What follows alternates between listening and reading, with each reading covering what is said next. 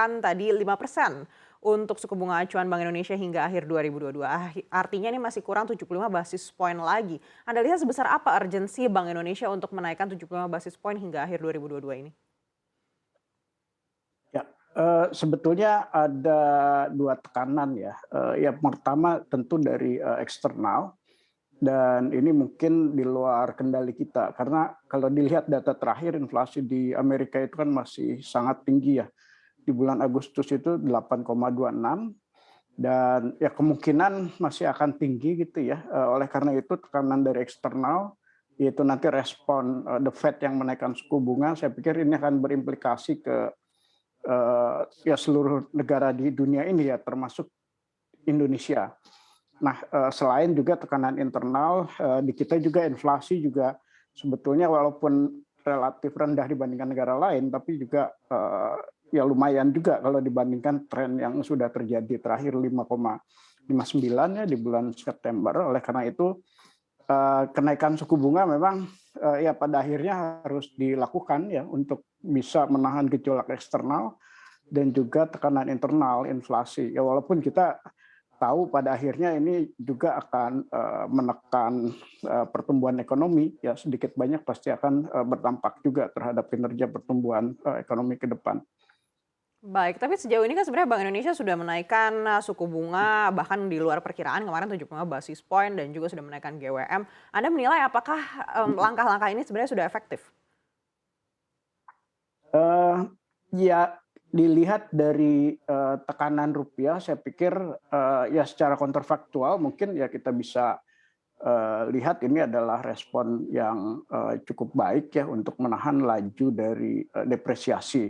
Karena biar gimana pun seperti kita ketahui faktor dari pelemahan rupiah itu terakhir adalah capital outflow dari bonds market ya.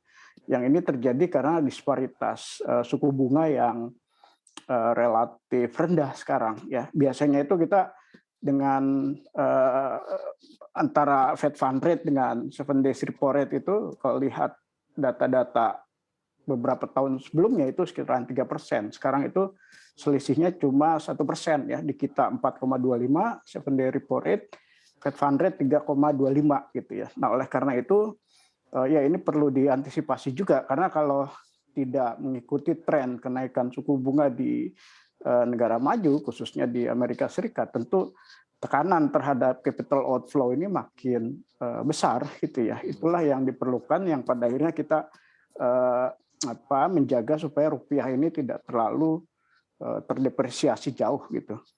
Baik, kita beralih lagi ke Pak Ian. Pak Ian, kalau API menilai seperti apa? Ini kalau dari segi pandang ekonom, ini ekspektasinya masih naik hingga 5% lagi suku bunga Bank Indonesia hingga 2022.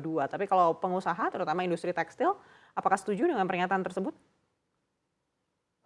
Ya, demi kebaikan, dari segi exchange rate mungkin itu yang harus dilakukan, Bu, ya. Tapi dari segi ekonomi sendiri, dari industri tentunya dengan kenaikan suku bunga dan tentu, yang akan berdampak terhadap suku bunga kredit itu akan sangat sulit sekali untuk industri ini bertahan karena dibarengi dengan adanya inflasi ini, tentunya daya beli masyarakat berkurang. Sampai sekarang industri tekstil saya rasa belum bisa menaikkan harga jual produk akhirnya. Kita bisa lihat dari pasar-pasar modern, harga-harga baju malah tergolong turun.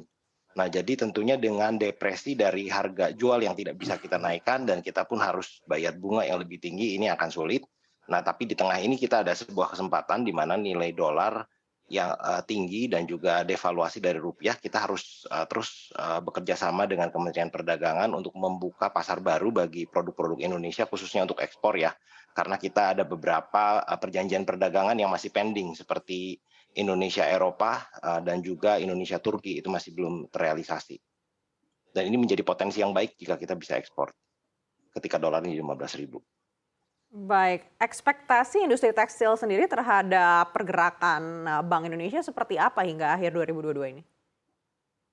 Ya, ekspektasi kami kalau bisa untuk industri yang padat karya itu diberikan prioritas. Jadi mungkin dari rate banknya jangan terlalu naik untuk kreditnya dan juga untuk dolar kita ekspektasinya agar stabil di kisaran 15.000. Karena dari harga bahan baku impor kami sendiri sudah ada adjustment produsen dari luar itu sudah menurunkan harganya juga, minyak udah di $78. Jadi sebenarnya untuk harga bahan baku jika dirupiahkan sudah balik ke sebelum pandemi dari harganya, jadi sudah cukup stabil. Nah, tapi kalau dolarnya ini melemah terus, kita juga kan bahan baku 50% itu masih sebagian impor. Jadi ini pasti akan berdampak terhadap cost of production kita, di mana untuk market lokal untuk sementara kita belum bisa menaikkan harga jual. Baik, artinya kalau rupiah semakin melemah, artinya bisa mencapai 15.500, ini kan sebenarnya untuk ekspor industri tekstil ini masih bisa diuntungkan begitu? Ya, tapi kalau untuk ekspor sendiri mesti diingat juga bahwa saingan ekspor kita cukup banyak dan negara-negara eksportir TPT lainnya seperti Bangladesh dan juga Sri Lanka, devaluasi mereka 18%. Jadi dari segi produk-produk yang labor intensif, mereka sangat diuntungkan, sedangkan devaluasi kita kan cuma 8%. Jadi kita tidak bisa sepenuhnya bergantung ke ekspor, walaupun kita tetap harus selalu bagaimana caranya untuk membuat perjanjian perdagangan sehingga kita ekspornya, marketnya bisa diperluas. Tapi negara-negara tujuan ekspor kita pun sekarang sedang sakit ya, bisa dikatakan. Dan juga beberapa tujuan ekspor kita itu mengalami safeguard, seperti misalnya India, produk kita di safeguard, di Turki produk Indonesia juga di safeguard. Tinggal tersisa Eropa dan Amerika, dan di mana Eropa sekarang devaluasi sebanyak 8-9% mata uangnya, jadi daya beli masyarakatnya pun sangat berkurang.